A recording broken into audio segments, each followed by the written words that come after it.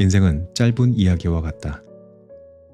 짧은 이야기에서 중요한 것은 이야기의 길이가 아니라 그 내용이 얼마나 훌륭한가 하는 점이다. 인생도 마찬가지다.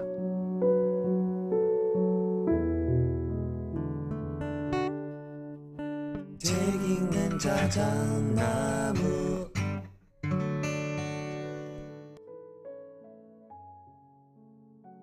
안녕하셨습니까? 모두의 아저씨 책 읽는 자작입니다. 우리가 옛 사람들의 지혜에 기대고자 하는 이유가 뭘까요? 때때로 고전을 골라서 책장을 넘기며 이 질문을 던져보곤 합니다. 왜 우리는 오래된 이야기들을 또다시 펼쳐보려고 하는 걸까? 그 이유는 이곳에 있을지도 모릅니다. 고대의 사상가들은 인간 본성과 삶의 근본적인 질문들을 깊이 있게 다뤘기 때문이라고. 그들은 인간의 감정, 윤리적인 삶, 그런 행복에 대한 그러한 근본을 탐구했다고 봅니다. 이것은 시간을 초월한 무언가, 여전히 살아 숨쉬는 그런 지혜를 의미하죠. 그럼에도 불구하고 이것은 여전히 놀라운 일이 아닐 수 없어요.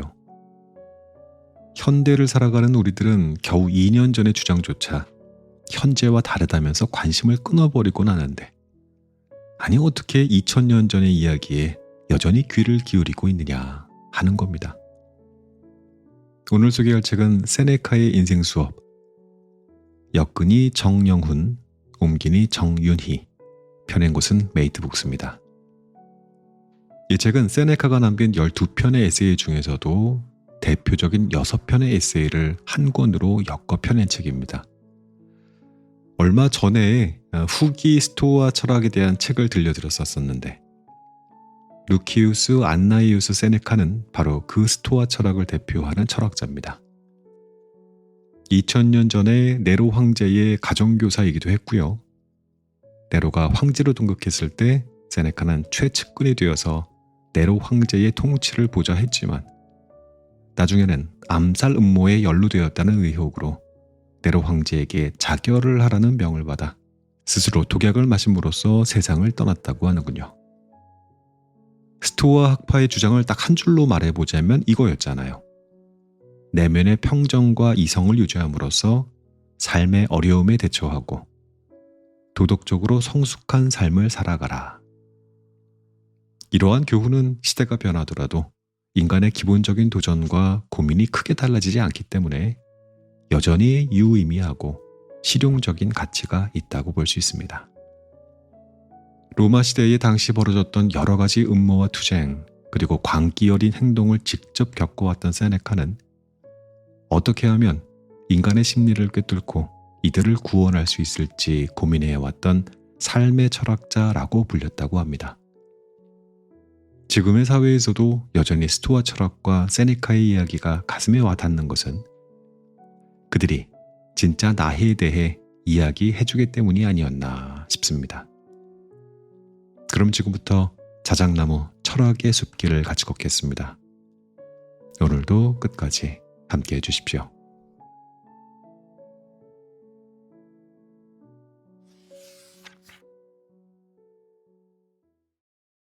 스스로를 위해 할애한 시간이 얼마나 되는지 계산해 보세요. 삶의 마지막을 얼마 남겨두지 않은 노인을 붙잡고 이렇게 묻고 싶습니다. 당신은 이제 삶의 끝자락에 와 계시군요. 100세 혹은 그 이상의 나이가 당신을 짓누르고 있습니다. 지금까지 인생을 돌이켜 생각해 보시는 건 어떨까요?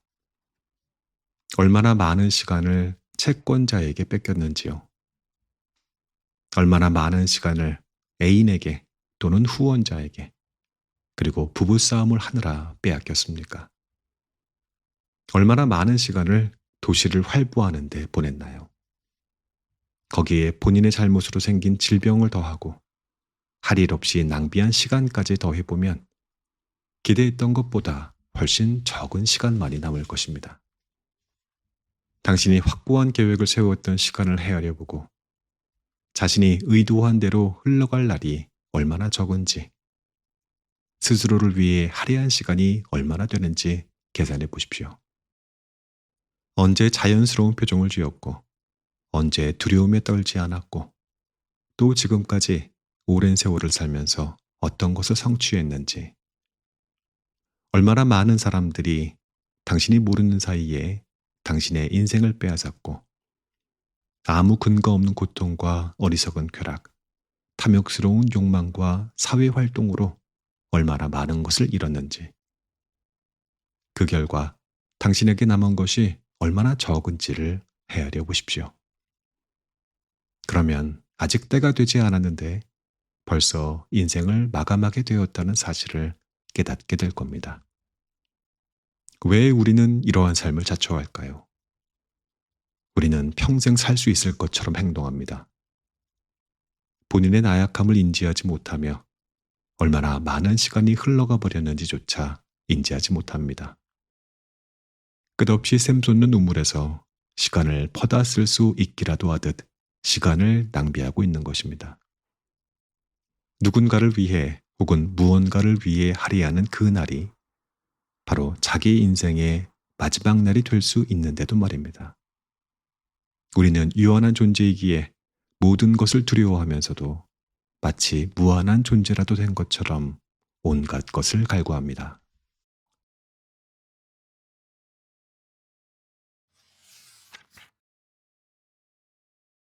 그저 오래 살지 말고 제대로 인생을 살아야 합니다.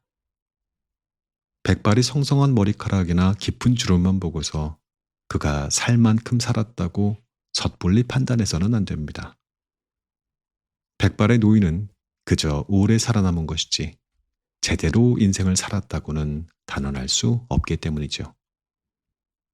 출항하자마자 거센 폭풍우를 만나는 바람에 사방에서 불어오는 바람에 실려 똑같은 자리를 빙빙 맴돌며 표류했다고 해서 오랜 항해를 마쳤다고 볼 수는 없는 일이 아닙니까? 그 배는 그저 물에 오래 떠 있었던 것이지 제대로 항해를 한 것은 아닐 테니까 말입니다. 지금 우리가 살아 숨쉬고 있는 소중한 시간들은 얼마 후면 흔적도 없이 사라질 것입니다. 그때까지 우리는 최대한 인간답게 살아야 합니다. 타인을 위협하거나 공포를 느끼게 해서는 안 됩니다. 엄청난 손해를 입거나 부당한 일을 겪더라도, 경멸을 당하고 비웃음을 듣더라도 덧없는 인생사를 초월해 인내해야 합니다. 세상사에 휘둘려 살다 보면 어느새 우리 앞에 죽음이 다가와 있을 테니까요.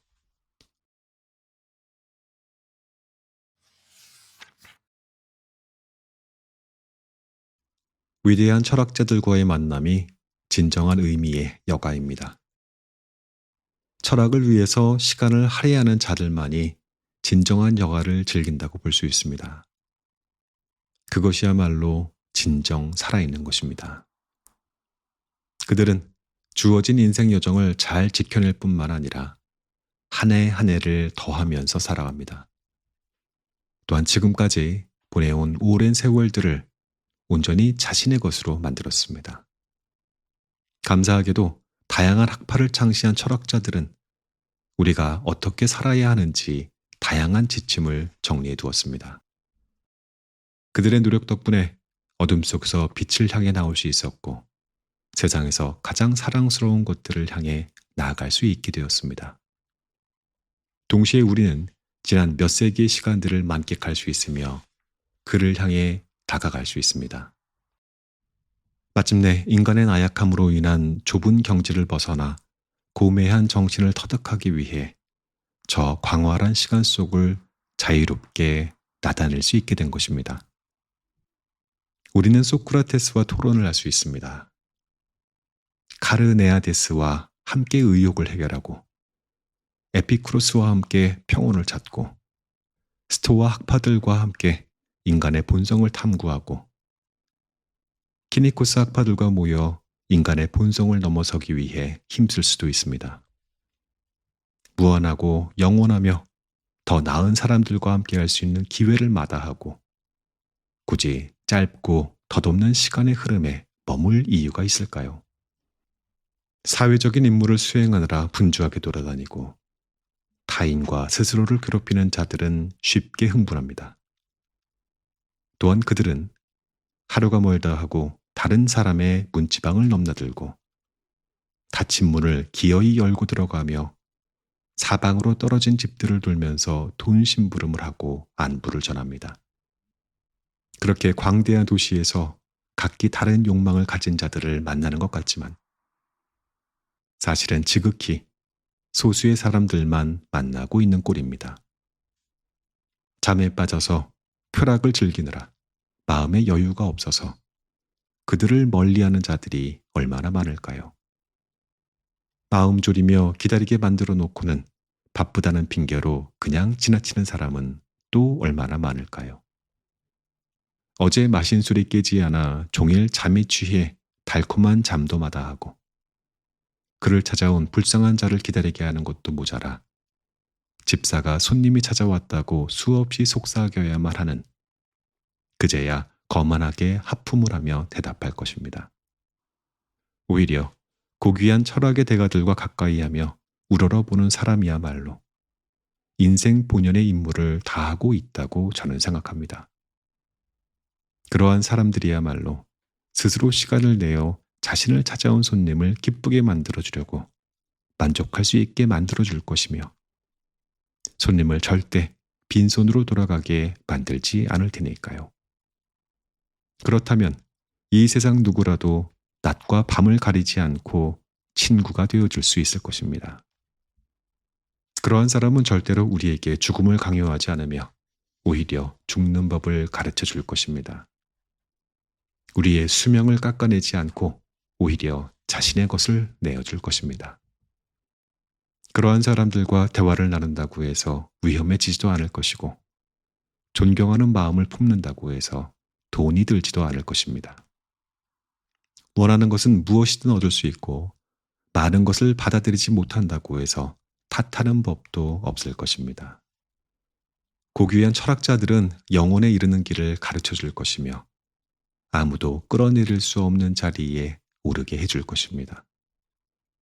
이는 유한한 존재인 우리가 더욱 오래 살 수 있고 불멸의 길을 향해 갈 수 있는 유일한 방편입니다. 야망을 충족시키기 위해 으리으리한 건축물을 세운다고 해도 언젠가 무너지기 마련입니다. 오랜 세월이 지나도 파괴되지 않고 사라지지 않는 것은 아무것도 없습니다. 하지만 지혜를 바탕으로 이룩한 것들은 세월의 힘을 비껴갈 수 있습니다.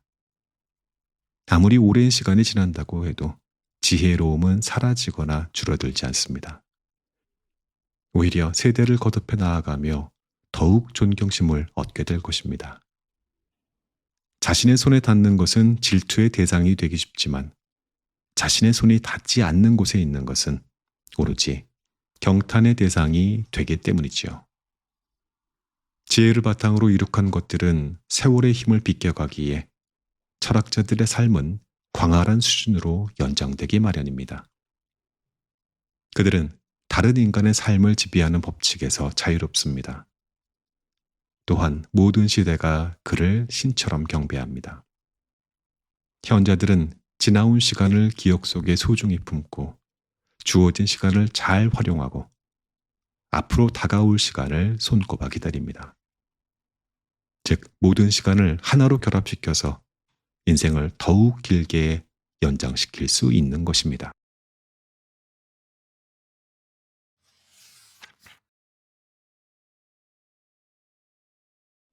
힘들고 괴로운 일이 닥쳐도 마음을 다스리면 해결됩니다. 인생을 살다가 극도로 어려운 순간에 놓인다고 가정해보죠. 자신도 모르게 사적인 이유나 공적인 이유로 함부로 끌어낼 수도 폭발할 수도 없는 경우에 처했다면 어떻게 할 것인가요? 감옥에 갇힌 죄수도 처음에는 발목을 묶고 있는 쇠사슬의 무게 때문에 힘들어하지만 이를 거부하지 않고 묵묵히 견뎌내기로 결심하면 필연은 우리에게 용감하게 맞설 수 있는 법을 가르쳐주고 습관을 통해 고난을 쉽게 견딜 수 있게 해줍니다. 어떤 종류의 삶을 선택하든 힘든 일을 가볍게 여기고 증오하지 않는다면 언제라도 즐거움과 여유, 그리고 기쁨을 발견할 수 있을 것입니다.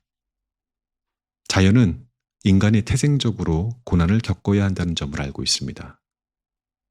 그래서 우리로 하여금 습관이라는 것을 체득하도록 만들어 혹여 엄청난 고통을 받더라도 일정 시간이 지나면 적응할 수 있게 최고의 선물을 준 것입니다.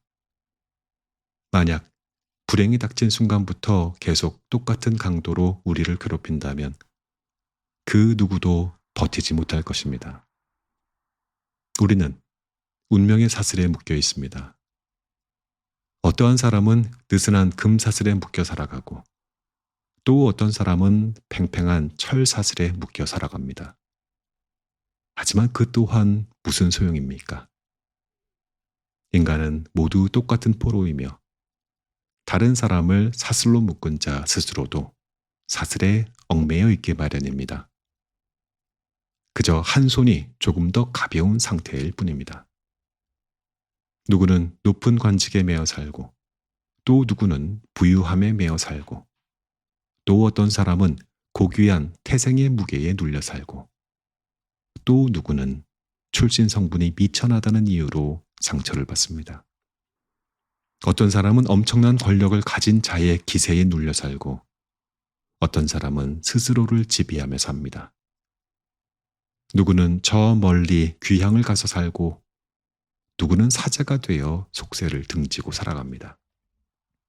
이처럼 인간은 모두 어딘가에 종속되어 있습니다. 그렇기 때문에 우리는 주어진 환경에 적응하고 가능한 불평불만을 자제하며 주어진 환경 속에서 장점을 찾으려고 노력해야 합니다. 제 아무리 힘들고 괴로운 일이라고 해도 마음을 다스리면 평온을 얻을 수 있습니다. 손바닥만한 한 땅도 제대로 활용할 방법만 찾는다면 다양한 용도로 쓸 수 있습니다. 좁은 공간도 솜씨 있게 배분하면 살만한 공간으로 만들 수 있습니다. 고난이 닥치면 이성을 발휘해야 합니다. 이성을 통해 어려운 일을 유연하게 해결해야 합니다. 그러면 좁은 문도 결국 넓어지고 무거운 짐도 머리를 쓰면 가벼워지기 마련입니다.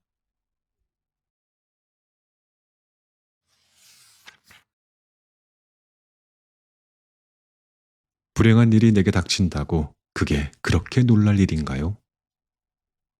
질병이나 감금, 재앙, 화재로 인한 파괴는 예고 없이 닥치지 않는 법입니다.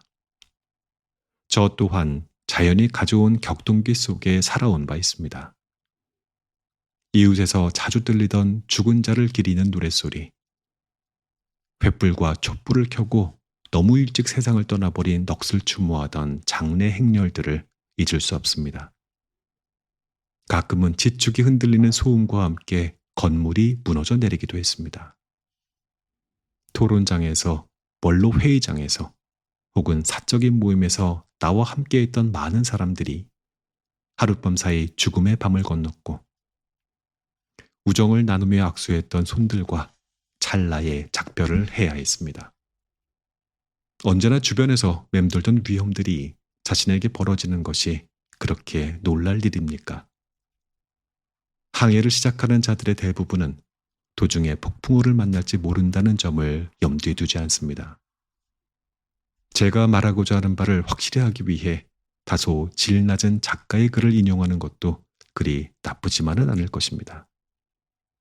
만약 푸블리우스가 싼 좌석을 찾는 관객들을 위한 말장난 습관만 버린다면 여느 작가보다 더한 천재성을 보일 수 있을 거라고 믿습니다. 실제로 그는 희극과 비극을 통틀어 꼭 새겨둘 만한 명대사를 쓴 적도 있습니다. 누군가에게 닥쳤던 운명은 우리 모두에게 닥칠 수 있다. 이 대사를 마음에 새겨 기억하고 날마다 다른 사람에게 벌어지는 불행한 일들이 언젠가 우리에게도 닥칠 수 있다는 점을 염두에 두고 살아간다면 불운이 닥치기 전에 대비할 수 있을 것입니다. 공격을 당한 후에 대비하고자 한다면 이미 때는 늦습니다. 나에게 이러한 일이 생길 줄 몰랐다. 혹은 나에게 이러한 일이 생겼다는 점이 믿기는가 라고 말한들 무슨 소용이 있습니까? 왜 아니라고 생각합니까?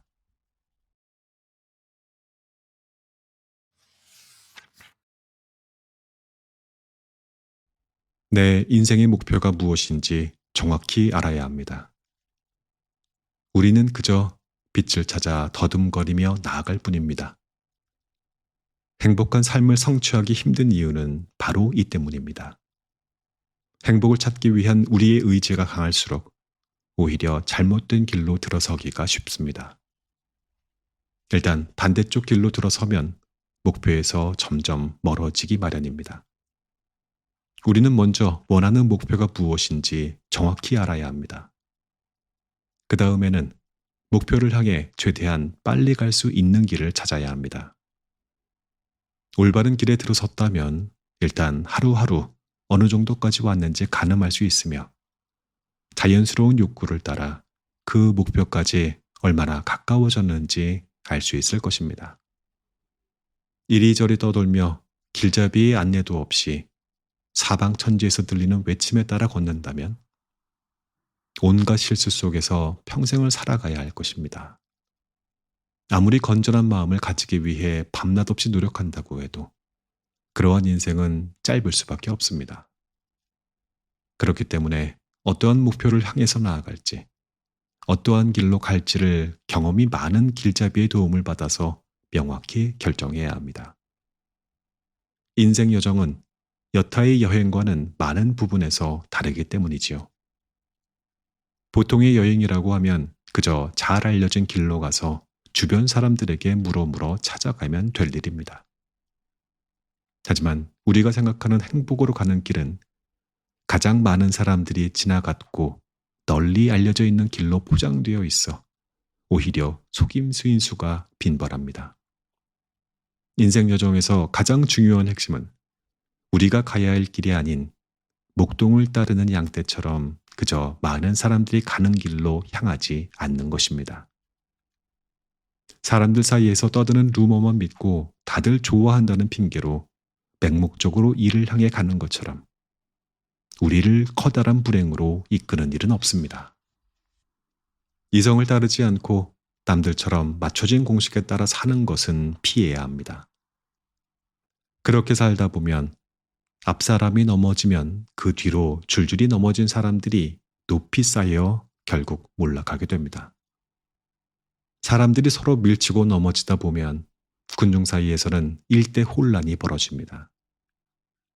누구든 자기가 쓰러질 것 같으면 주변 사람들을 끌어당기게 마련이라 반드시 뒷사람까지 함께 넘어져 파멸하게 됩니다. 이러한 모습은 인생을 살면서 어렵지 않게 목격할 수 있습니다. 그 누구도 혼자서만 길을 잃고 헤매지 않으며 다른 사람이 길을 헤매도록 만드는 원인까지 제공하게 마련입니다. 이 때문에 맹목적으로 다른 사람의 선례를 따르는 것은 해롭기 짝이 없는 일입니다. 스스로의 판단을 따르기보다 앞선 사람을 따라 걷다 보면 제대로 판단하는 법을 배우지 못하고 남의 말만 믿고 싶어집니다. 그렇게 잘못된 선례가 이 사람 저 사람에게 이어지다 보면 결국 모두가 파멸에 이르고 마는 것입니다.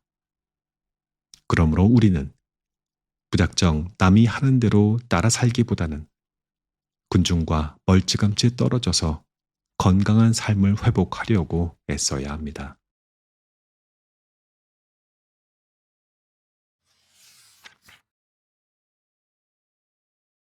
행복한 삶을 이루기 위한 삶의 세 가지 태도. 스토아 학파에서 강조하듯 저 역시 자연이라는 안내자의 중요성에 무게를 두는 쪽입니다. 지혜란 자연에서 벗어나지 않고 자연의 법칙과 자연이 보여주는 선례를 따라서 자신을 형성해 나가는 과정입니다. 따라서 자연의 본성과 조화를 이루는 것이 바로 행복한 삶입니다.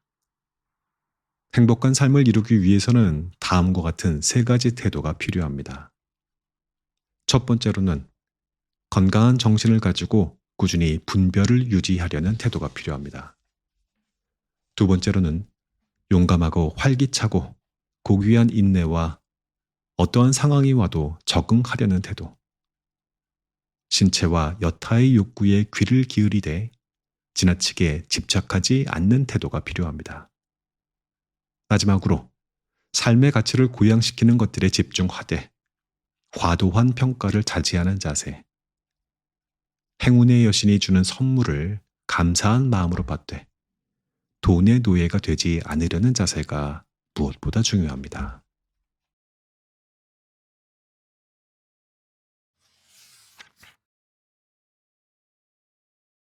욕망과 두려움에서 자유로워야 진정으로 행복할 수 있습니다. 진정으로 행복한 사람이 누구냐고 묻는다면 저는 이성이라는 선물에 감사하며 욕망과 두려움에서 자유로운 사람이라고 답하겠습니다. 딱딱한 바위도 두려움과 슬픔에서 자유롭고 농장에서 자라는 가축들도 자유롭지만 그 누구도 이들을 행복하다고 말하지 않습니다. 바위나 가축들은 진정한 행복을 인지하지 못하기 때문입니다. 자연에 무감각하고 자의식이 부족해 무생물이나 다를 바 없는 사람들도 그 안에 포함됩니다. 그들은 가축이나 다를 바 없습니다. 가축은 이성이 없고 무생물이나 다를 바 없는 사람들은 이성을 오용해 오히려 본인에게 해를 끼치는 방향으로 사용하기 때문입니다. 진리의 경계 너머로 내팽개쳐진 사람들은 그 누구도 행복하다고 말할 수 없습니다. 진짜 행복한 삶이란 신뢰할 만하고 올바른 판단에 바탕을 두고 있어 어떠한 경우에도 흔들리지 않는 것입니다. 그때에만 우리 마음에 먹구름이 걷히고 자유로워질 수 있습니다. 그 결과 심각한 상처나 작은 상처에 다치지 않고 운명의 여신이 아무리 위협적으로 나온다고 해도 자신이 서 있는 자리에서 흔들리지 않을 수 있습니다. 이성적인 판단을 할 수 있는 사람은 행복합니다. 현재 상황이 어떻든 그것에 만족하고 눈높이를 맞추기 때문입니다. 자신이 존재하고 있는 현재 상황에 맞추어 이성적으로 행동하는 사람이 진정 행복한 사람입니다.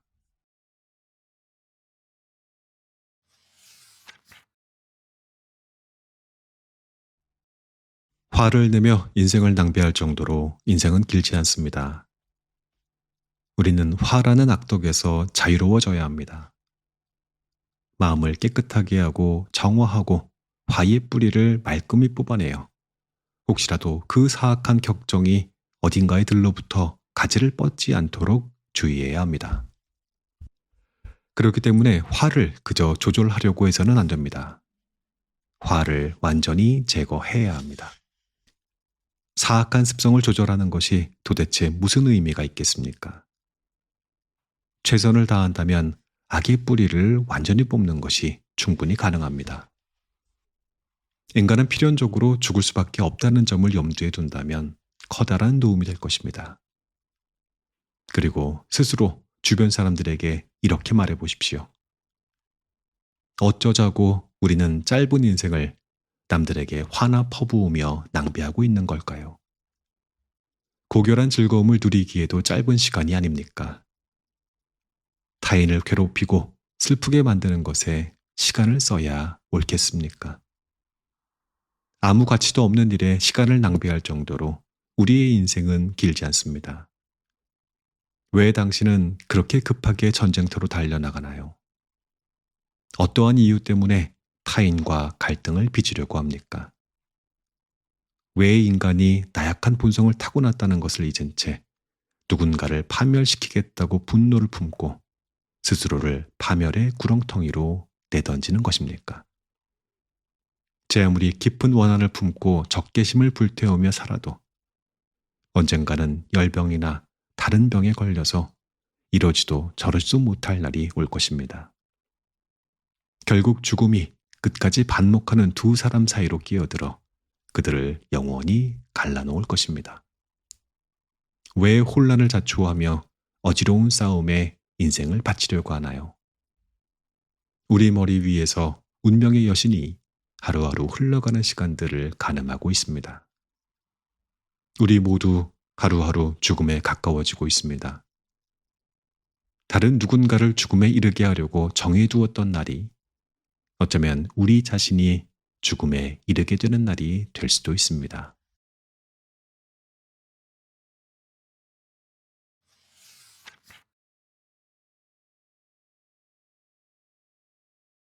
현인은 자신의 부를 언제든 돌려줘야 하는 것으로 여깁니다. 현인은 두려움에 떨며 한 걸음 한 걸음을 걸을 필요가 없습니다. 자신감으로 가득 차서 운명의 여신을 마주하는 것을 주호도 주저하지 않으며 결코 물러서지 않기 때문입니다. 그도 그럴 것이 현인은 자신이 가진 재산과 소유물, 사회적 지위뿐만 아니라 자신의 몸과 눈, 손, 그리고 스스로를 특별하게 만드는 모든 것, 심지어 그 자신까지도 언제든 사라질 수 있다는 것으로 여기기 때문입니다. 현인은 자신이 가진 모든 것을 잠시 빌려 쓰는 것이라 생각하고 언제든 불만 없이 내려놓을 마음의 준비가 되어 있습니다. 현인은 그 모든 것이 온전히 자신의 것이 아니라는 것을 안다고 해서 스스로를 가치 없는 존재라고 여기지는 않습니다. 오히려 매사에 신성하고 헌신적인 사람들이 본인이 지켜야 할 것을 소중히 돌보듯 주어진 모든 의무에 충실합니다. 언제라도 누군가가 나타나 가진 것을 돌려달라고 명령하면 현인은 운명에 맞서 반항하지 않고 이렇게 말할 것입니다. 지금까지 제가 많은 것을 가지고 누릴 수 있게 해주어 정말 고맙습니다. 제가 가진 모든 것들을 지키기 위해서 엄청난 대가를 치러야 했지만 운명이 시키는 대로 기꺼이 포기하겠습니다. 이 또한 무한히 감사할 따름입니다. 만약 그중 하나를 계속 가지고 있으라고 명령하신다면 평생 소중히 돌보도록 하겠습니다. 하지만 그게 아니라면 정성스럽게 세공된 은식기와 조각된 식기들, 그리고 집과 식솔들을 전부 돌려드리겠습니다. 만약 자연이 우리에게 주어진 능력을 다시 돌려달라고 말한다면 현인은 이렇게 말할 것입니다. 처음보다 더 고양된 영혼을 다시 돌려드리겠습니다.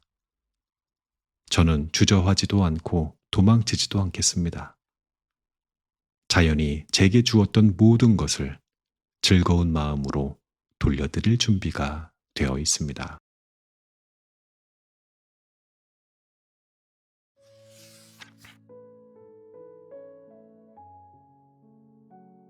이 책의 낭독은 여기까지 하겠습니다.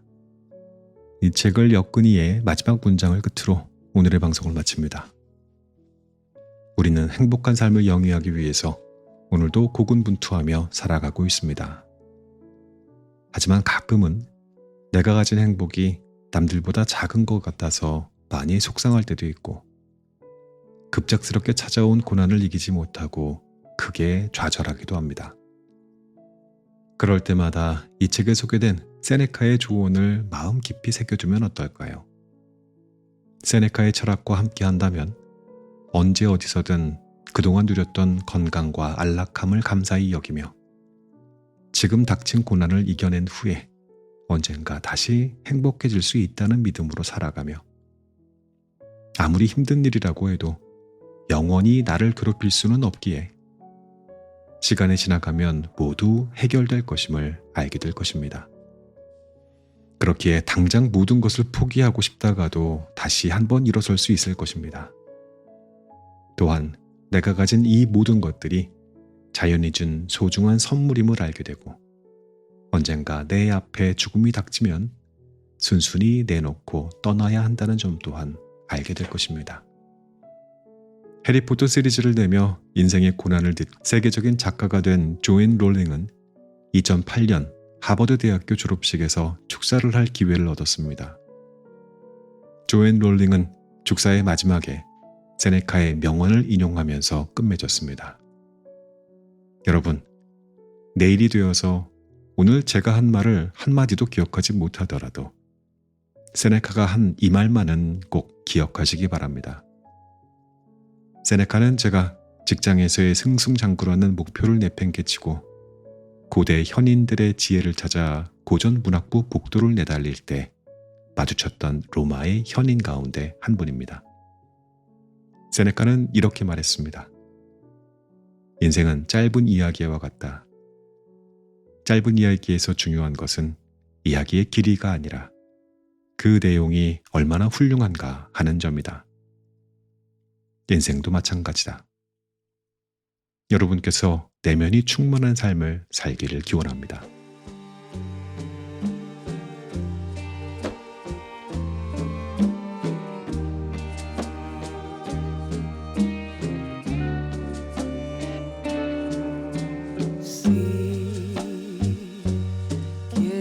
Creer que te puedo traer la luz del sol y las estrellas. Si quieres depender de mí, que te ilumine a ti, toda mi energía. No te hagas ilusión, no quiero ser tu salvación, tampoco soy tu religión. Hacete cargo de tu vida. Mi amor no significa posesión, no significa solución de tu problema. Resuelve tus dilemas. Yo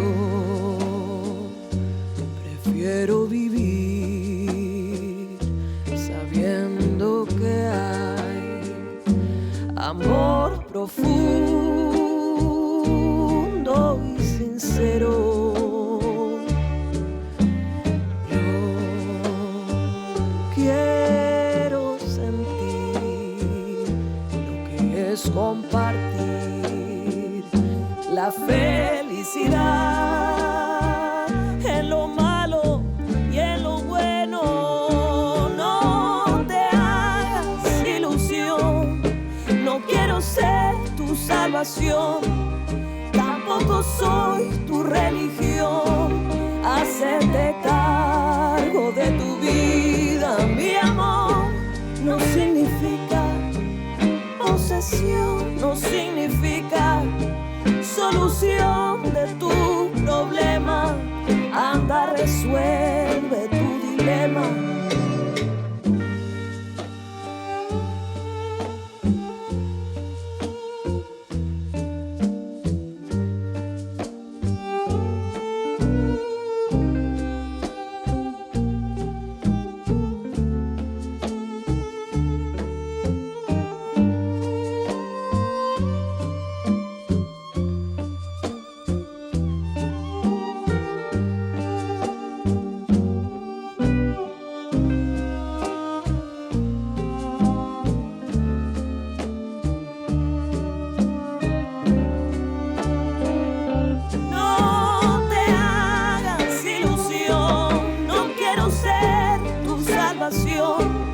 Tampoco soy tu religión. Hacete cargo de tu vida.